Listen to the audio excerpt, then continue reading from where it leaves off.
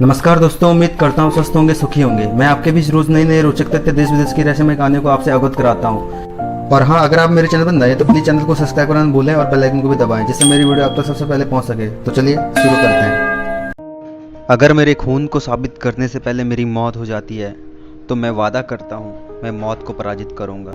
ये शब्द नहीं बल्कि पत्थर की लकीरें समान हैं जो शहीद मनोज पांडे ने कहे थे।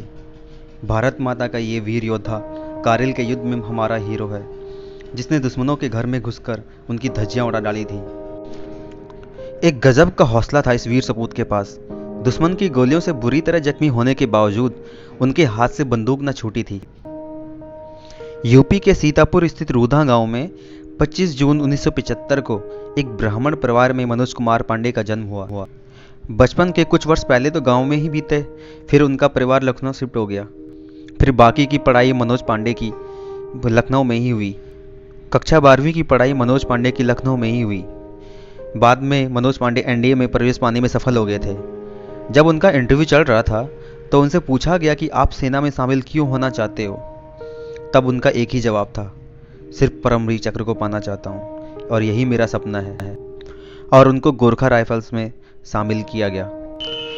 उनकी पहली तैनाती देश के सबसे संवेदनशील प्रदेश जम्मू कश्मीर में हुई थी। सेना में कुछ ही दिन हुए थे, तभी सीमा पर आतंकी घुसपैठ को रोकने के लिए उनको भिजाना पड़ा। इस सर्च ऑपरेशन के दौरान पहली बार उनका सामना दुश्मनों से हुआ। दुश्मनों से उन्होंने घंटों दो हाथ किए।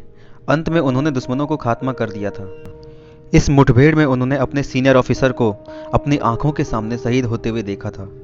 इस घटना के कुछ ही दिनों बाद मनोज पांडे को सेंट्रल ग्लेशियर की 19,700 फीट की ऊंचाई पर पहलवान चौकी पर तैनाती का आदेश दे दिया गया था।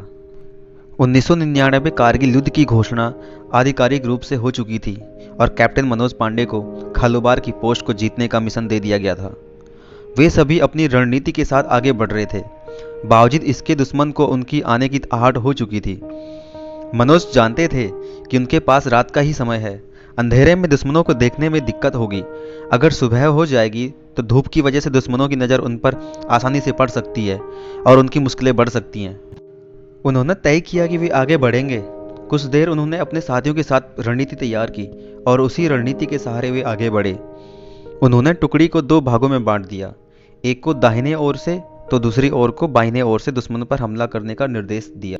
उनकी योजना काम कर गई और दुश्मन को चकमा देने में सफल रहे। वे आगे बढ़ते जा रहे थे और एक एक करके दुश्मन के बंकरों को खत्म करते जा रहे थे।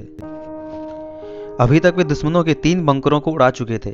तभी वे आखिरी बंकर की तरफ बढ़ने लगे, जो ज़्यादा बमबारी कर रहा था।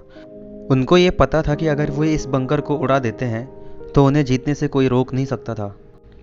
इस संघर्ष में उनको काफ़ी चोटें आ चुकी थी, लेकिन उन्होंने इसकी परवाह किए बिना अपने हाथों में हथगोले लेकर दुश्मनों की ओर टूट पड़े। उनका निशाना एकदम अचूक था और वे दुश्मन का चौथा बंकर भी बर्बाद कर चुके थे। वे राहत की सांस लेते, इससे पहले दुश्मन की एक गोली उनके सीने में लग गई थी। वे जमीन पर गिर पड़े, परंतु उसके बावजूद उन्होंने बंदूक से हाथ नहीं हटाए। उन्होंने अपने साथियों को खुद को छोड़कर आगे बढ़ने को कहा और अपने साथियों को मरते मरते कवर फायर तक देते रहे। मनोज पांडे के साथी खालूबार पर भारत के कब्जे को सुनिश्चित कर चुके थे और तिरंगा लहरा चुके थे, पर अफसोस की बात उन्होंने अपने कैप्टन को इस संघर्ष में खो दिया था। 3 जुलाई 1999 में केवल 24 वर्ष की उम्र में कैप्टन मनोज पांडे ने इस धरती माँ के लिए, इस भारत माता के लिए अपने जीवन का सर्वोच्च बलिदान दे दिया था। बाद में भारत के इस वीर सपूत को भारत की सेना ने सबसे बड़ा पुरस्कार परमवीर चक्र से नवाजा गया। वतन पर खुद को न्यौछावर करने वाले इस अमर सपूत को हमारा सत सत नमन। और जिस वजह से मनोज पांडे सेना में भर्ती हुए थे, उनका सपना भी पूरा हुआ, मगर अफसोस की बात यह है कि वो हमारे बीच में नहीं रहे थे। उम्मीद करता हूँ दोस्तों आपको कैप्टन मनोज पांडे की ये कहानी अच्छी लगी होगी। जय हिंद, जय भारत।